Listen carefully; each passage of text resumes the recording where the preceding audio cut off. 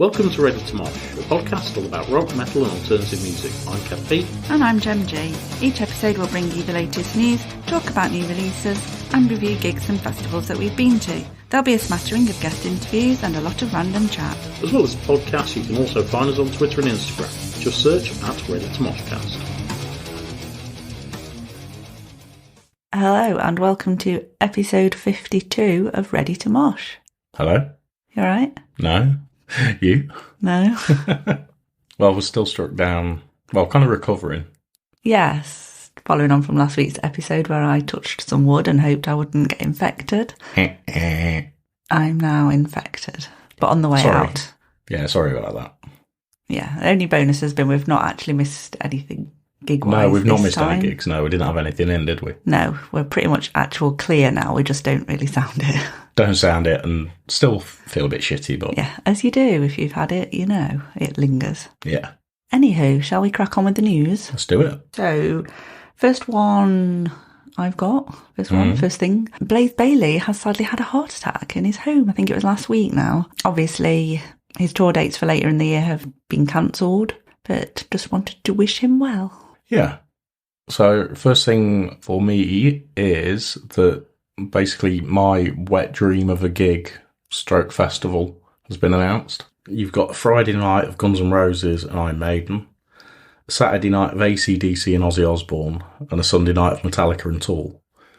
And it's the greatest thing on earth for me. That's just heaven. And this is a festival I say it's a festival, it's kind of like two bands each day. And it's called Power Trip. And it's an American one, obviously, because it seems all the best ones are at the moment. The prices, though, are pretty fucking steep. To put it politely. Yeah. So if you want the cheapest ticket, that is $600, which for those six bands, you can kind of see. I thought it might have been close to around $800-900. Well, you say that, it's 600 plus fees. Yeah. And we know who'll be selling the tickets for that, so you can imagine it probably will end up at least 800. Yeah, so, well, taking it on the base price, because we don't know what the fees are, so $600 is the cheapest option. But then that goes all the way up to about $3,000. Yeah. Depending on what you want to do, that's kind of like a VIP pit experience. But the VIP pit experience, although you're going to be closer, you're stood all day, and there are seating options available. Yeah, I thought that the kind of reserved seating option started at about 1,800 basic. Yeah, so I don't know, it's interesting as to kind of like what your preferred option is. I mean, personally, I'd probably go for the seated option just because you've got extra things with it, so you've got access to different areas and different vendors. And I'm just a bit curious what kind of setup it is as well, if you've got seated options. Anyway, is it like a stadium or is it like an amphitheatre? Yeah, it does make you wonder. Is it just kind of like done somewhere almost desert-like where they can just kind of put in seats? You know, kind of, the removable ones? I don't know, we'll have to wait and see, won't we? And also, interesting, you mentioned Ozzy. His retirement didn't last too long. Yeah, it lasted about 2 months, didn't it? Like I say, a couple of months, I think. Yeah, standard. Shannon's wheeled him out. To be fair, he did say that he was still hoping to do kind of things like residencies and things in the US where he didn't have to travel too much. It was kind of touring in the literal sense, I guess, wasn't it? Yeah. Just a couple more festival bits from me then. As we said last week, Devil Driver and Nonpoint had to pull out of Bloodstock this year, so the replacements have been announced. So replacing Devil Driver is a Bath. Their first time back in the UK since about 2011, I think, so that should be good.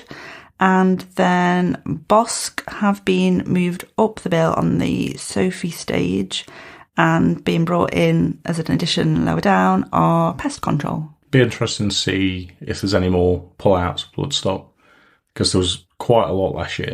Yeah, I suspect there probably will be. Just happens these days, doesn't it? Yeah, it does, unfortunately. And then finally, some shenanigans that I've seen in various news places from Knotfest in Australia. Yeah, Jesus Christ. Australians are mental. They are. So I think the first one was the guy who was climbing up the sound tower during Slipknot's set, which they eventually paused to force him to climb back down again. Yeah, they made a huge announcement, didn't they? Basically, they stopped the band and said, get down or there's going to be no show. What I didn't get was why the fuck they left him up there for 9 songs before they stopped the show. At what point did somebody realise? And there's plenty of footage of it. They must have known, and then I don't know whether his movements got more precarious or something, perhaps, but... Yeah, like we spoke about this before, but like, how does that happen? Well, similarly, although this weirdly doesn't seem to be in the news anymore, but I saw before this Slipknot incident... Who's Slipknot? Before the Slipknot incident, I saw that a fan had got on stage during Parkway Drive's set. Yeah, I've not seen this. No, it was weird. I saw it and then I just forgot about it. Didn't think any more about it. And then saw a clip of it earlier today on TikTok. And I Googled it just to try and get a bit more info about it. And I can't find anything. You sure you didn't dream this? No, because there is actual footage on TikTok and I've saved it so I can show it you after. Okay. But yeah, actual Winston from Parkway had to kind of wrangle the guy back because he was standing at the front of the stage where pyros could have gone off at any minute, because obviously I assume it's pre-programmed, isn't it? And they use a lot of pyro if you've ever seen Parkway. So him and then security did drag him back as well, but how did they get on stage to start with? Yeah, you can't see that happening in the UK ever. Although the footage I did see, and it's only a tiny clip, he did look like he was coming from the back of the stage. So whether it was someone who got perhaps him, had a backstage pass. Yeah, I don't really know anymore. That's like I say, you Google it and it's like it doesn't exist, so... That's a weird one. Yeah, I mean, the security is that tight in the UK that they even tried throwing the lead singer of Anthrax back into the crowd. Well, yeah, that's true. For download, so yeah, God knows. Something else I spotted as well from Knotfest was Corey Taylor wearing a bucket hat, as if there aren't enough bucket hats in the crowd. Yeah. Bucket twats. Yeah. That's what they should be called. Yeah, it was an interesting look. You remember when Slipknot had their really scary first masks and their boiler suits on, and now they're wearing something that looks more like pyjamas and Corey's in a bucket hat. The softening of Slipknot. Yeah, absolutely. I think they were the main things I've spotted anyway happening. So, okay. Quite a short news week this week.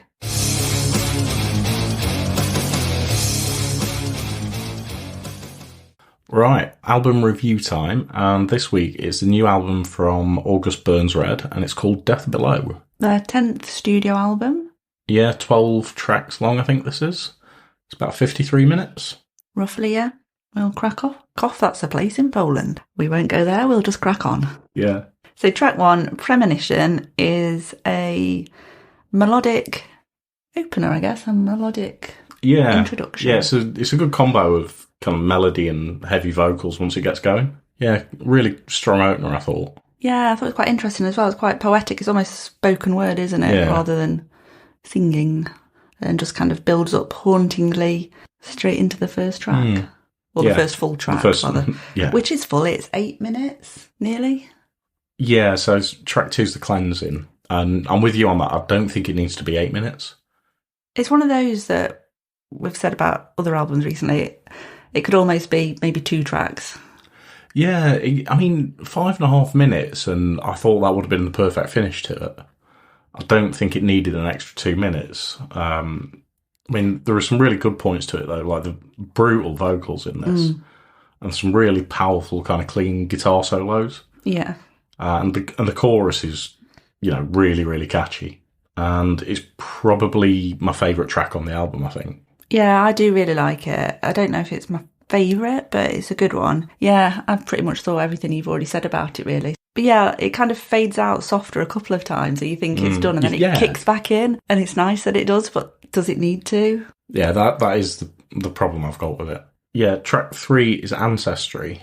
Featuring Jesse Leach. Featuring Jesse Leach from Killswitch, yeah. Now, this is one of my favourites. I thought it had really frantic guitar intro, but then a really nice, clean chorus, and I just think their vocals blend really well together. Yeah, I felt this was felt heavier as well, actually. With 2 sets of vocalists on it, it just kind of, and everything around it just made it feel heavier. Like I said, the chorus was quite clean, but everything around it had really kind of contrasting heaviness to it, and really punchy blares. Punchy blares? Yeah. Okay. Track 4 is Tightrope. It's another guest on this one, which is Jason Richardson. From All That Remains? Yes.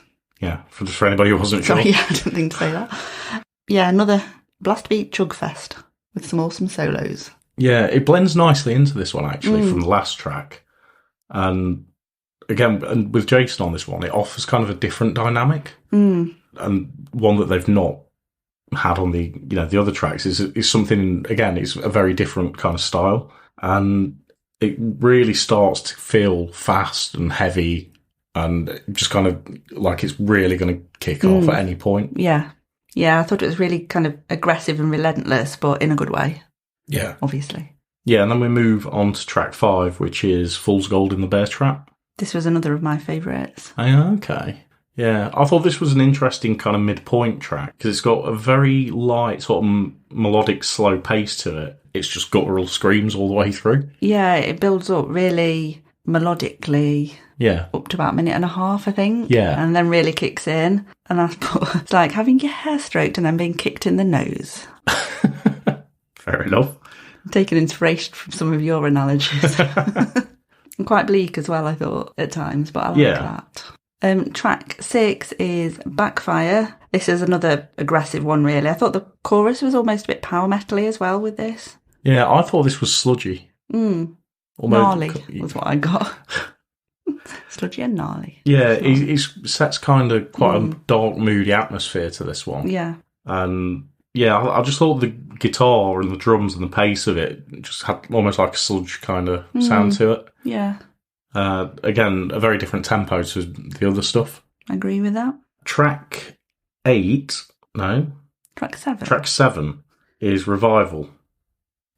And I mean, I thought this was just a brutal onslaught. And it's actually quite a good reminder of sort of how August Burns Red started and where they got to. It sounded a lot like their older stuff. And I think this is going to be a favourite in the pits. It just feels like this is going to be one that gets everybody going. Yeah, I can see that. I thought it had a really good drum intro and just really furious on the guitar, but then there's some atmospheric sections kind of interweaved in as well. And then track 8, is it Sevink? Can I read my writing? I think so. Sevink. Couldn't tell if it's an R or a V there. Sevink. This was an instrumental interlude, which we're also seeing quite a bit of these days. I thought it was a nice piece of music, but I'm not sure if it fits in. I thought it was quite a good break in it, but it reminded me of Nails. Oh, did it? A lot of that sort of sound to me. That was kind of like the first thing I thought of when I heard it. And I think you're right, it does seem out of place a little. I don't know if it needs it or whether they're just trying to break it up as different sections. Was it the In Flames album that did something similar on it? I feel like can't it was. remember. There's something recently we spoke about they did. But yeah, so it is a nice piece of music, but... Yeah. Track 9 is Dark Divide. And kind of after that Nin style opening for me, it picks straight back up again, but almost had like a 90s retro feel on kind of guitar and rhythm. This was actually one of my favourites off the album, to be honest. Really, really like this one. Yeah, I thought it was quite thrashy at times, and there was some hints of kind of death metal in there as well, and some really cool riffs.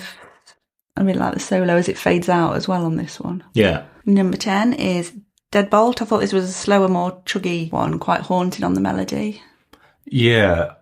I'd love to see this live. I think this would be amazing live. And I think it's going to be definitely going to be a fan's favourite, and especially live as well. So yeah. And because there's kind of plenty of sing-along sections to this that I think people would really get into. Track 11 is The Abyss. Again, this kind of bleeds in from the last track again, which they've done a lot through this album. And it's another exercise in kind of building atmosphere. Yeah. It's a little slower paced, a little slower paced. Not sure if the drum stops work in it, though, for me. You know, kind of like the drum beat at the beginning, especially the sudden kind of breaks in drums, and I don't know, something about it just didn't sit right for me. But it does pick back up again properly, kind of like at the midpoint. But yeah, there was something about the drums I just didn't like in this one. Got similar to you, really. An atmospheric, kind of dark intro, and kind of then kicks in slow and heavy, and then just really kicks in furiously. Yeah. Quite chuggy, and then some atmospheric. It's almost like cycling through. And it's another one with a guest on. Yeah, Spencer Chamberlain. No, that's the last track. JTKV. Yeah. Yeah. And that takes us into the last track, which is number 12, The Reckoning, which features Spencer Chamberlain from Under Oath. I thought this was actually a really great closing track, and it's probably got some of the best vocal pieces through it. Yeah, I thought, again, it worked really well vocally on this one. I thought it was an epic finish. Yeah, guitar through this is absolutely solid. And there's a killer bass line to it as well. Yeah. Which I really liked. Yeah, just loads of different breakdowns in this one. It just kicks in from the beginning and it's just relentless to the end. Yeah, so I mean, the whole thing as an album, it's been finally good to review something that I have actually enjoyed. Because I've had a couple of real shitters just recently. Yeah. Yeah, one thing you mentioned actually as well, where you're saying that the songs kind of flow into each other. I thought they really blended into each other to the point where if I wasn't looking at the track list... Yeah, you wouldn't know. I didn't know it changed tracks. I had to keep going, we've gone on to another song now. Yeah. It really just flows it does through catch you out, pretty seamlessly, I think. Yeah, it's really good at doing that. Yeah. And I do like that about it. So I suppose scores out of 10. I gave it an 8. I was going to say 7.5. Oh. Yeah, I think it's a really great album, but there's a couple of bits I wasn't sure on, and that's the only reason I kind of scored it down a little. Yeah. But it was good to listen to something decent. Yes.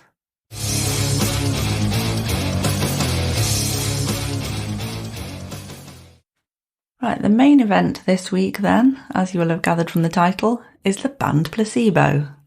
Yeah, band we've both been into from the first album. Yeah, we decided on this one because we've been thinking anyway, as one of our kind of main segment ideas was like band focus. Yeah. That kind of thing, bands that we both love so we can rank albums, etc. And we thought, well, Placebo are a download, so we kind of tied in with that really. So yeah, it makes sense. We have mentioned them a few times before on the podcast and things like, do you remember the first time, I think? Yeah. And Love at First Fright. Love at First Fright, yeah. But generally that was kind of right at the beginning. It was just right at the beginning, yeah. The podcast and also the beginning of Placebo, I guess, that we were referring to. Whereas we're looking at the whole spectrum of their back catalogue.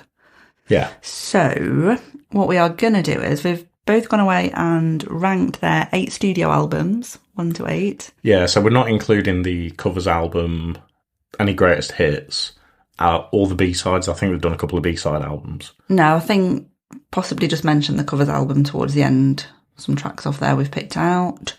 And within each album, just say which tracks we like best. And maybe mention a few of the times we've seen them. Yeah. So, all things Placebo. So, what are we doing then?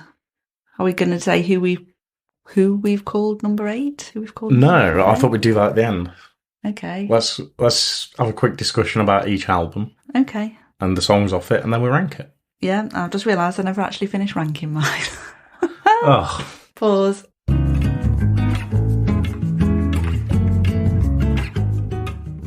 So first one then obviously is the self-titled album from 1996. Yeah. Won't bore you all again with my story of how I got this when I had tonsillitis. Yeah, I mean, I'm not going to give any rankings away, but this is one of my favourite albums. It's got such a lo-fi sound to it. Almost an indie sound. Yeah, I would lump it in with an indie sound because that was the thing at the time, really, wasn't it? The whole kind of Britpop era. Yeah. I know they weren't Britpop, but it kind of was of the time. It was, yeah. It's very reflective of the time. And what I love about it, there's no mass overproduction on it. It's a very raw kind of sound to it, which you don't usually get as a first album anymore. No, that's true. 5 awesome singles that came with it, and every other track, I think, is really good as well. Yeah, there's not a bad track on this for me. For me, there's 4 kind of standout songs on it. And I'm guessing they're going to be very similar to yours. So Teenage Angst. Yeah, of course. 36 Degrees. Yep. Which is actually my favourite one on this album. Yeah, possibly one of my favourite of all time. Nancy Boy. Obviously. And I Know. Yeah. Yeah, they were the 4 kind of standout ones for me, and they're on your list as well. Yeah, also Bionic and Lady of the Flowers as well. I think that one's underrated. Oh, okay. I don't often like the slower tracks as much, but that one... I'm glad you said that, because I'm not a massive fan of Placebo's slower ones. No, so when I kind of go through each album, most of my favourites are the singles, because they tend to be the faster more upbeat ones. Yeah. This one got to number 5 in the UK album chart. Yeah, it was huge when this came out. Yeah. Yeah. I remember watching them on Top of the Pops. Wow. Back in the day. Back in the day, yeah. Shall we move on to the second album? Yeah, so this is Without You, I'm Nothing. Yeah, released in 98, 2 Yeah. years after the first one. And this has actually got, well, with the album, it's got quite a fatter guitar sound to it from Yeah. the first one. Everything was kind of turned up on this. Yeah, it's like they turned it up to 11 on this one, I guess. Yeah. And I'd just like to say it's a pain in the arse to find on Spotify. Yeah, that was a weird one, wasn't it? Yeah. If you search through Placebo's discography, this doesn't exist. And we were sat next to each other and I was going, I know it came out in 98 and I can't fucking find it. Where is it? Yeah, the only thing that came up chronologically was the B-Sides album, so I think someone's just coded it wrongly on Spotify. It looks like it. So you actually have to search for Without You, I'm Nothing. Yeah. And then flick to the albums. And yeah, it's actually with this, the album is a lot slower than I remember, which it's been a while since I've listened to it, but it is a lot slower than from my first kind of like recollections of it. Yeah, there was quite a lot of tracks that I'd forgotten about on this one, because like you said, it's a long time since I've listened to this one. Yeah. Again, it had 5 singles. I wonder if I've got the 5 singles now, because I've got 5 favourites on here. Come on then. Okay, so I know at least 2 of them were. And just to also say, there are 2 songs on here, and they're my top 2 all-time Placebo songs on this album. Really? Yeah, number 1 and number 2. So my favourites on this are Pure Morning, That was a which single. was a single. I remember the video. And that's my second favourite Placebo song of all time. Okay, that's interesting. You Don't Care About Us. Yeah, that's one of my favourites. Yeah, was that a single? That was a single, yeah. Allergic. No, wasn't a single. Every You, Every Me, That which was was a a single. single. And it was off Cruel Intentions. Yes. Yeah. Yeah, that's one of my favourites as well, off this album. And that is my favourite Placebo song of all time. And Scared of Girls. That's not a single, but I wrote that down as a favourite in addition. The other singles were the title track, Without You, I'm Nothing, which had David Bowie in the video. Okay. If you remember or I don't remember the video. I don't actually remember it, but apparently Bowie was in it. And Burger Queen. Oh, interesting. Yeah. I also made a note of Brick Shit House. I do like Brick Shit House, yeah.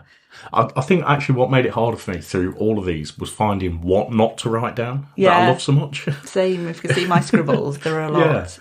I had so many going through my head. It's like, I love this, but I can't write every single fucking track down. I had the exact same problem. Although I have to say, with you saying about Pure Morning, I feel like that is one of those that I think is overplayed now. It's their teen spirit. It's their teen spirit, their Sweet Child of Mine for me. It's just a bit... I like it because, I don't really watch music video channels much. And so when I listen to it, the chances are it's because it's come on randomly in like this playlist I've got that's over 180 hours of music. So the chances of me hearing it often are slim. Yeah, it's not as played as much as those other tracks that I've mentioned from other bands, but yeah, it's just a bit... I know what you mean though, yeah. And that one got to number 7 in the UK chart, the full-on UK album chart. Moving on then, we have Black Market Music from the year 2000. Yeah, and I played this fucking album to death. Same, I got this for Christmas that year. I think it came out around October time from what I remember. I can't remember. 4 singles in the UK off this one. Oh, that's interesting. 4 singles, and I've actually got 9 songs on this. And I think it's something like a 13-track album. And my third favourite all-time Placebo song is on there. One of my all-time favourites on this one. I don't know if I've picked out an all-time favourite, because I picked out a top 3 because I could, yeah. I've got 6 wrote down. Oh, no, 5 noted actually as favourites. Yeah. Go on, give me a list and I'll tell you if I've got them. Of singles or my favourites? Oh, no, your favourites. Favourites. Slave to the Wage. Yes, that's the one on this album that really stands out for me, yeah. Special K. Yep. Black Eyed. Yep. Spite and Malice. Yep. And Commercial for Levi. Yep. All of those. I've also got Tasting Men. Yeah. Days Before You Came. Yeah. Blue American. Yes, that is a good one. And Hemoglobin. I do like Hemoglobin, actually. So I've got a lot of favourites on this. But despite having loads of great tracks, I feel like this is there with teeth. Oh, okay. It's like the other albums have been very kind of not structured, but they kind of had a point and a purpose. And I feel like this is like Nine Inch Nails is with teeth because there's a lot of standout tracks, but it's just a collection of tracks. Yeah. If you know what I mean, yeah. I will also say on Spite and Malice, that rap sounds so fucking cringy now. Yeah. I still like it though in a weird kind of way. It just feels like it's a greatest hits album, this, without being a greatest hits album. Yeah, I kind of know what you mean, I think. Yeah. And that got to number 6 in the UK album chart. So, you know, you offer any band a top 10 album. That's insane, isn't it? Know. They got 3 in a row. Mm-hmm. Sleeping with Ghosts is next. That was 2003. And this has got some awesome tracks on it. Again, 4 singles. I've got 4 tracks from it, so they're probably the singles. Go on then, you read yours out first this time. English Summer Rain. That was a single. Which was my favourite on this album. The Bitter End. Yeah, that's one of my favourite all-time ever favourite ones. Was that a single? That was, yeah. Plasticine. Was not a single, but I have it wrote down as a favourite track. And Special Needs. Was a single and also a favourite of mine. Okay, so what's the other one I'm missing from yours? I've got This Picture, which was also a single, and Protect Me From What I Want. That is a good song. That is a good song, yeah. Yeah, I mean, this album's, I think it's much kind of richer and it's more bass-driven than any of the other stuff they've done before. And it feels a lot darker too, compared to some of the others, especially after kind of black market music. Yeah. That one got to number 11 in the UK chart. Just missed out the numbers. Just missed out, yeah. Oh. And yeah, it's not the lowest placed one. Okay. Yeah. Moving on then, we have Meds next from 2006. Mm-hmm. Again, 4 singles from this one. I've wrote loads down from this one as favourites. I tried to be a bit, I think I've got 1, 2, 3. a bit neater and do 5 on this. I think I've got 9. Jesus. Actually, yeah, no, because I've circled all the singles as well.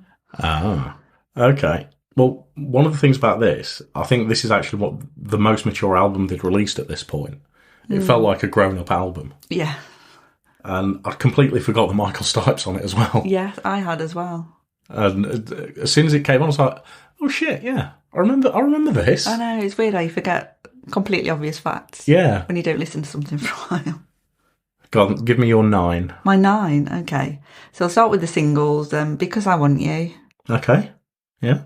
Song to Say Goodbye. Mm-hmm. Infrared. I've got that one. That's another of my all-time favourites, I think. Meds. I've got that one. Drag. Mm-hmm. Piero the Clown. I've got that one. That's my favourite off this album. Space Monkey. Yeah. Post Blue. I've got that one. Follow the Cops Back Home. I've also got Broken Promise. Oh. So between us, we've pretty much got the album. We just love the album, clearly. And this one got to number 7 in the UK chart, so we're back in the top 10. Yes. Right, Battle for the Sun, 2009. I remember when this first came out, I didn't really like it. I think I liked the first couple of tracks, and I was like, not sure about this. But listening to it again, there's a lot more on it that really I like. Album, I know. Yeah, I don't know why. I've got one issue with it, and I think it might be the reason you don't like it. Why is there so much fucking xylophone on it? Yeah. I think that could be what it is. I think there were just some... Pling, plonk, pling, plonk. Yeah, does anyone from Nottingham remember Xylophone Man? It's like he's haunting this album. That's the bit I just don't know why that fucking thing's on there. It just makes no sense. Yeah, I think that is quite possibly why. At the time, I think I was just quite fickle about it, and I just thought, nah. I mean, that aside, I think this is probably their most rounded album overall. Really? Yeah, I think it just showcases a lot of things that they could do instead of just kind of like delivering in certain areas to be that fair, they've done on different albums. Very diverse sound-wise, I think. Yeah, I just think it kind of like shows all the experience that they gained through God knows how many years of playing together. Well, yeah, because at this point they were 13 14 years in. Yeah. I mean, they started in 94, didn't they? So yeah, but in terms of like album release, I guess. Yeah, it's... I mean, album number 6, you're going to have a bit of an idea what you're doing. Yeah, you kind of get it, don't you? Yeah, I've got 6 songs off this that I really like. I've got 5, and there were 4 singles on this one. Okay. I've got Ashtray Heart, Yep, same. Battle for the Sun. I haven't. Oh. No, yeah, there was something about that I just did not like. And I think that's one of the reasons that put me off the album as a whole. For What It's Worth. Yes, I love that one. The Never Ending Why. That was a single, but it's not one of my favourites. Oh. Breathe Underwater. Not got that one down. And Kings of Medicine, which I think is my favourite on there. Oh, okay. Now I've got Bright Lights, which is one of my favourites on this album, and Kitty Litter. I looked at I do like Kitty Litter. That is There's a quote. There's a quote, yeah. And then I've got Speak in Tongues as well. Yes. Okay. And this one got to number 8 in the UK chart. Still in the top 10. Yes. Then the next one is Loud Like Love. I'm glad you said that because I just wrote LLL and I couldn't remember what the 3 words were. Yeah, so album number 7, 2013, so probably longest break between albums. Yeah, 4-year gap. Yeah. And it feels like the most reflective album for me, this. Yes, that's a good description, actually. Again, it's one that didn't really gel with me straight away. Yeah, it's not my favourite. But there are some really good tracks on it. Listening back, again, it's one I've not listened to for a long time, probably since it came out. Feels kind of like, for me, it's just a little bit too radio friendly. And it's almost like they've given up on what they were trying to do. And, the sound that everybody loved. Yeah. And interestingly, this was their last album as a 3-piece. Yeah. I mean, they had various switches in and out. There's only been 2 members. Yeah. Who've remained consistent through their inception. But yeah, drummers have changed, haven't they? But... So I've got 4 songs on this that I really like. So have I. Ooh, go on then. Too Many Friends. Yep. The title track. Yep. Which 3 words is it? Loud Like Love. That's the one. Exit Wounds. Yeah, I've not got that. Oh yeah. Oh, and Bosco. I've not got that. Oh, what else have you got then? Scene of the Crime. I do like that one, yeah. And Purify. Purify's my favourite, I think, on that one. Okay. And this is actually their lowest placed chart-wise in terms of the UK album chart. Got to number 13. Interesting that the one that I think sounds the most radio-friendly is actually the worst performing album. Yeah. And then we've got the final full studio album. Yeah, and the most recent one, which actually saying it was the biggest gap between albums, obviously. No, this was huge. This was huge. This was like 9 years, so 2022. Yeah, I was really excited when this came out, to be honest. Never Let Me Go. Obviously, in between times, they had the 20-year anniversary compilation and a multitude of B-side albums, because they've got some awesome B-sides. But we won't go into those now. Yeah, I've only got 3 tracks on this one that I liked. I've never really... clicked with it. Yeah, I remember trying really hard when it first got released because, like you, I was really excited that there was a new Placebo, and I was just a bit. I mean, this is the most electronic album. Yeah, and it feels very Depeche Mode kind of influenced. And obviously, they're down to a 2-piece at this point, so they haven't got a formal drummer, if you will. Yeah, I mean, and even with the Depeche Mode stuff, like you say, it being a 2-piece now, I don't feel like it loses or detracts from any of that kind of classical familiar sound that they've got. No, I mean, obviously, Brian's got a very unique vocal anyway, so whatever he sings, it's going to be. It's going to sound like Brian Molko, yeah. And I don't want to sound like one of those that's like, oh, they've changed their direction, I'm not a fan anymore. Yeah. And to be fair, I've not heard any of this stuff live, whereas everything else I have, so... Yeah, that's true. It'd be interesting to see how it comes across live, assuming that they play somewhere down there. Yeah, I think they would. Yeah. Yeah, I've got 4 favourites on this. So you say you got 3? Got 3. Give me your 3 then. Beautiful James. Okay, I did consider that one. I've not got it. Okay. That was a single. Try Better Next Time, which was also a single. I've got that one. And Hugs. I've got that one too. Although I don't like the fact it's with a Z. Yeah. The other 2 I've got are Forever Chemicals and Happy Birthday in the Sky. And Happy Birthday in My Sky is my favourite on this album. Yeah, that was a good one, actually. Interestingly, this is actually their highest placed album in the UK album charts. Oh, it's got to number 3. Is that because of the gap between I was going to say, albums? Is it the People gap like between us albums? just wanting this album. And obviously, vinyl is now a big thing, which I don't think it kind of was from the last album. So people are buying different formats. Well, was there a true, special edition vinyl? I can't remember. There probably was. So That's probably why. Yeah, it could well be. Ah, okay. Well, we need to do the rankings now, don't we? I guess we do then. Okay, so we've got 8 albums. So what did you mark as? I'm assuming you're going 8 down to 1. Yeah. Yeah. That's generally the way I'd do it. Yeah, I just wanted to check that we weren't going at odds. Okay, so my number 8 is Black Market Music. Oh. My number 8 is Never Let Me Go. Ooh. Number 7, LLL. Loud Like Love. That's the one. Is what I've got at number 7. Oh. We're supposed to do like a high five if we get a match. Yeah. Like snap. Well, I feel like we need some beers. So that we should have Beercast, had shots. Or a fine wine, like Yeah. Brian. Okay. Number 6, I've got Battle for the Sun. Same. Ooh. It's worth pointing out we've not told each other what we've No. got, so we don't know what each other's rankings are. I definitely feel like there's some kind of drinking game in this. For There is, yeah. The next band-focused episode. Number 5, I've got Black Market Music. I've got Never Let Me Go. Ah. So we've already got 3 of the same each, Yeah. and one of the albums has basically switched with another. So we've Well, got, 2 of the same albums, but 2 and then 2 have switched. so the final 4 have got potential to be the same. The then. same 4. Yeah. Okay, go out with your number 4 then. My number 4 is Sleeping with Ghosts. My number 4 is Without You I'm Nothing. Ooh. My number 3 is Sleeping with Ghosts. My number 3 is Meds. Oh. My number 2 is Placebo, My number 2 is Meds. which means we've got a completely different number 1. Completely different top 4. Completely different top 4. Could have done it like any other way around, could we? My number 1 then is Without You I'm Nothing. My number 1 is self-titled, Placebo. Ooh. Well, I think we need to put it out there, and we'll maybe put our rankings, and then you can tell us which ones are better. That's an idea. Yeah, we'll do something along those lines. Do something can't along we? those lines, yeah. Yeah, that's really interesting that we both got the same top 4, but we didn't have them in the same order. Yeah. Not even one. That was quite funny, actually. Yeah, I mean, there's also the B-side stuff and the covers that we kind of touched on that we're just not doing in this because there are so many. Yeah, I mean, some of the B-sides, because I bought some of the singles from the first album as well, so I was familiar with those B-sides, but all the rest I've not listened to for a long, long time. Covers-wise, just to mention a few of those, it's a bit of a mixed bag, that album, isn't it? It's from 2003. I think it's fucking terrible. Really? Yeah. There is one song on there that I really like, I've and got that's it. 5 that I like.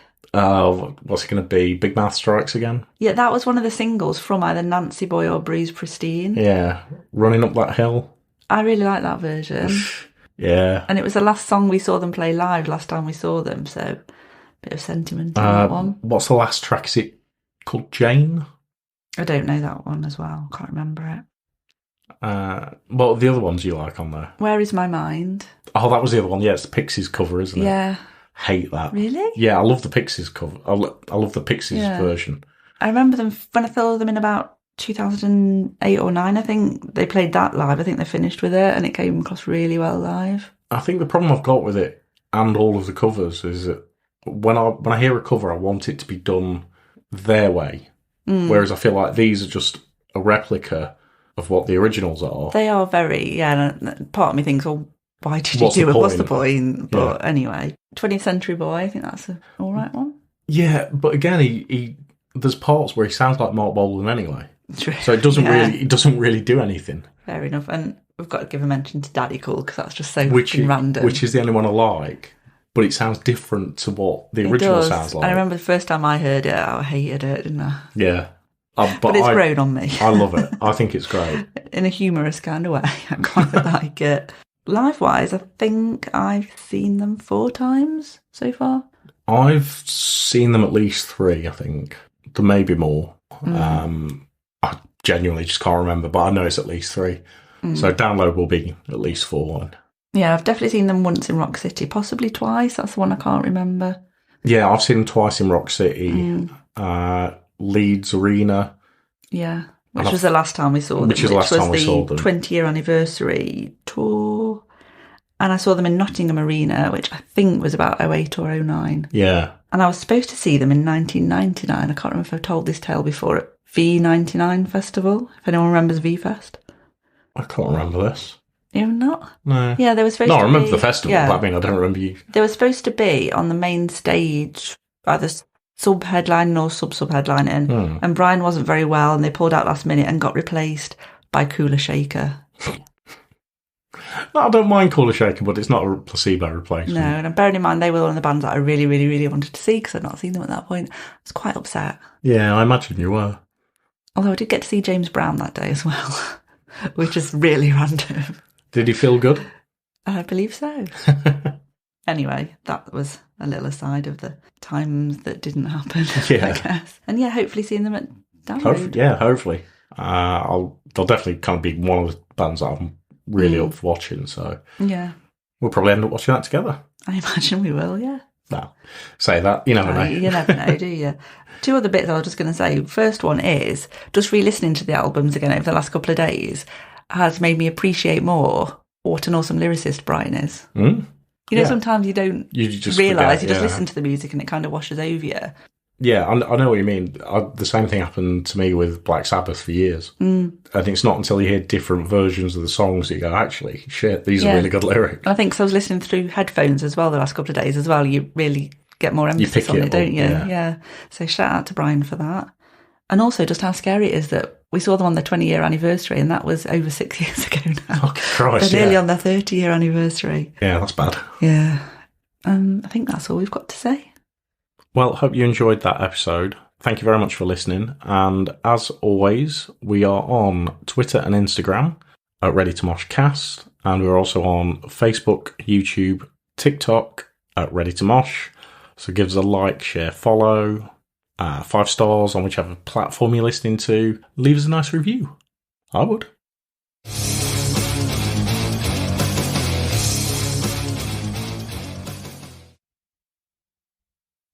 Make it stop, move.